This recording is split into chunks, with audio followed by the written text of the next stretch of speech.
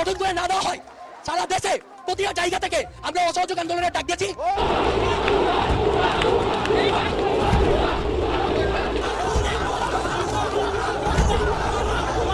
আন্দোলনকারীদের সঙ্গে আমি বসতে চাই বলেছেন প্রধানমন্ত্রী। দেশে গণজাগরণ শুরু হয়েছে, মির্জা ফখরুল ইসলাম আলম। প্রধানমন্ত্রী শেখ হাসিনা বলেছেন গণভবনের দরজা খোলা, কোটা আন্দোলনকারীদের সঙ্গে আমি বসতে চাই, তাদের কথা শুনতে চাই, আমি সংঘাত চাই না।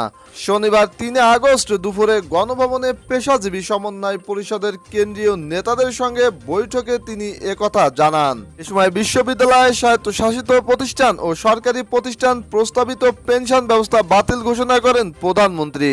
এর আগে শুক্রবার ২ আগস্ট রাতে গণভবনে এক জরুরি বৈঠক ডেকে চলমান কোটা সংস্কার আন্দোলনের সমন্বয়কদের সঙ্গে বসতে দলীয় ৩ নেতাকে দায়িত্ব দেন তিনি।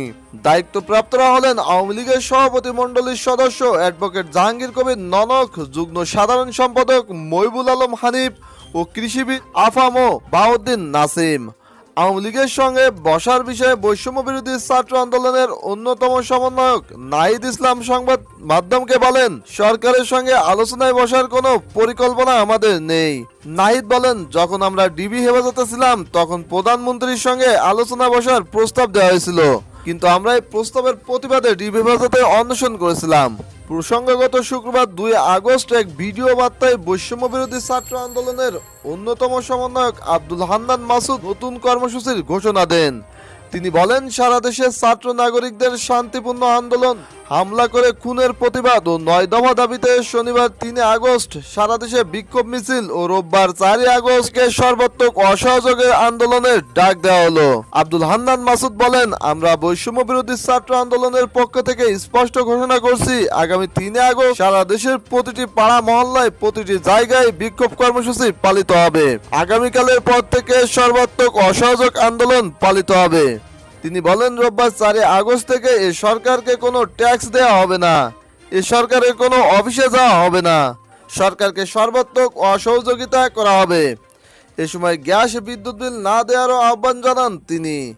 সব নাগরিককে রাস্তায় নেমে আসার আহ্বান জানিয়ে হান্নান আরো বলেন, ঘন্টার মধ্যে যদি কোনো ধরনের আমাদের ৯ দফা দাবির কোনো কিছু পূরণ না করা হয়, একটি সুস্থ পরিবেশ গঠন করে না দেওয়া হয়, সারা দেশে প্রতিটা জায়গা থেকে আমরা অসহযোগ আন্দোলনের ডাক দিয়েছি। আরো কঠিন কর্মসূচি ডাক দিব ইনশাআল্লাহ। রামপুরা সেকশন এবং শহীদ মিনার সেকশন, এই দুইটা অংশে বিভক্ত করা হয়েছে সারা দেশকে।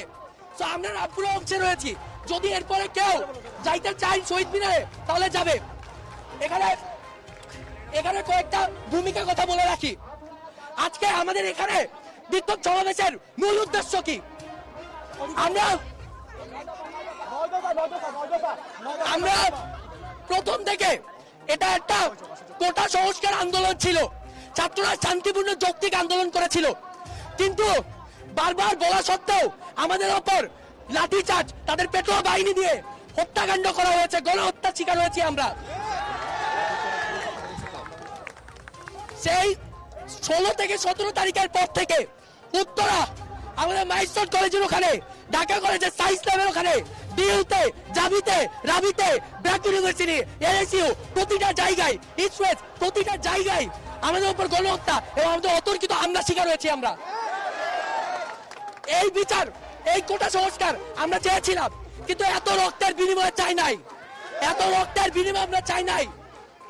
আমরা এখন ইতিহাসের এমন একটি সন্ধিক্ষণে দাঁড়িয়ে আছি যেখানে আমাদের প্রতিটা মানুষকে মহানায়কের অপেক্ষা না করে নিজেদের জায়গা থেকে নায়কের ভূমিকায় উত্তীর্ণ হতে হবে।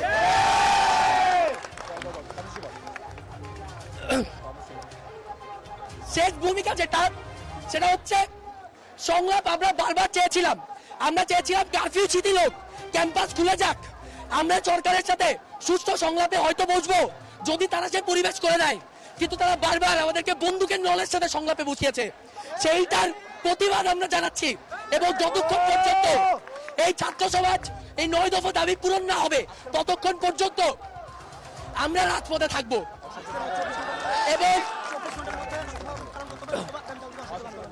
এবং ২৪ ঘন্টার মধ্যে যদি কোনো ধরনের আমাদের ৯ দফা দাবির কোনো কিছু পূরণ না করা হয়, একটি সুস্থ পরিবেশ গঠন করে না দেওয়া হয়, সারা দেশে প্রতিটা জায়গা থেকে আমরা অসহযোগ আন্দোলনের ডাক দিয়েছি এবং